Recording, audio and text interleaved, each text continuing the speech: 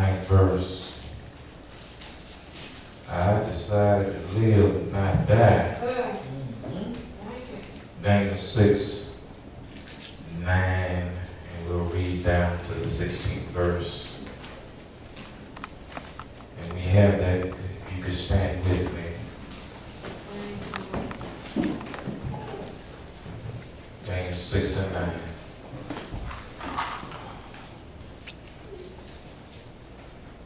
Wherefore King Darius signed the writing and the decree. Now when Daniel knew that the writing was signed, he went into his home, and his window being open in his chamber toward Jerusalem, he kneeled down upon his knees 3 times a day and prayed, and gave thanks before his God, as he did aforetime. Then these men assembled and found Daniel praying and making supplication before his God. Then they came near and spake before the king concerning the king's decree. Hast thou not signed a decree that every man that shall, as a petition of any god or man, within 30 days save thee, O king, shall be cast into the den of lions? The king answered and said, the thing is true according to the law of the Medes and Persians, which altereth not. But the king answered, then answered they and said before the king, then Daniel, which is the children of captivity of Judah, regarded not thee, O king, nor the decree that thou hast signed, but maketh his petition 3 times a day. Then the king, when he heard these words, was sore displeased with himself, and set his heart on Daniel to deliver him, and he labored till the going down of the sun to deliver him. Then these men assembled unto the king and said unto him, Know, O king, that the law of the Medes and Persians is, that no decree nor statute which the king established may be changed. Then the king commanded, and they brought Daniel and cast him into the den of lions. Now the king spake and said unto Daniel, Thy God whom thou servest continually, he will deliver thee. Let us bow our heads for prayer. Father, we thank you. We thank you right now that you are giving us life today, that you're going to help us in our whatever we go through. And Father, we thank you in thy Son Jesus' name we pray, amen and amen.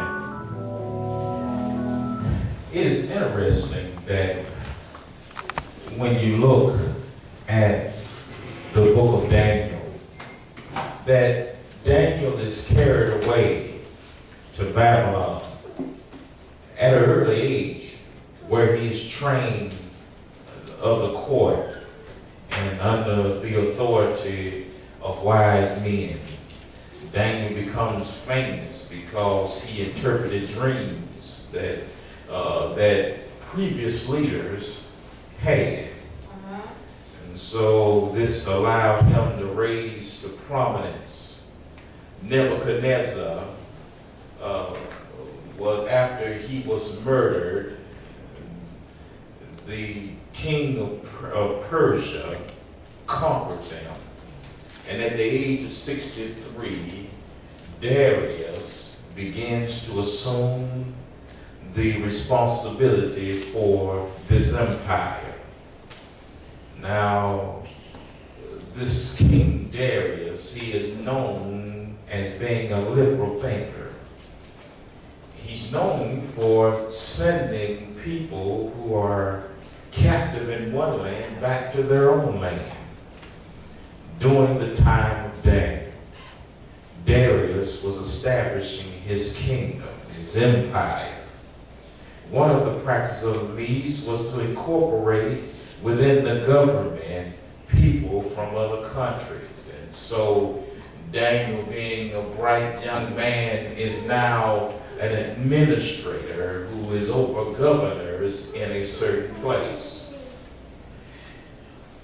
And the king sits down and he writes this decree that no man should pray to his own God, but pray to him. And now, when these kings got these empires, there was almost a kingdom. The king was worshipped almost as a god, even though he worshipped his own strange gods. And so this decree is signed during a time, and it restricted others from worshiping their God. They conquered many people, but Daniel, he worshiped his God. He worshiped God, and he prayed 3 times a day. Now the king sent out this decree, and but the believer better watch out, because it was a trap. He would be entrapped by this decree. And as we went through our reading today, we saw that there were men gathered outside, and they went and reported it back. Sometimes you got to watch yourself from getting set up and entrapped just because you're saved. Now, opposition shouldn't stop you from praising the Lord. Daniel made up in his mind that he was going to set his face toward God. He made up his mind.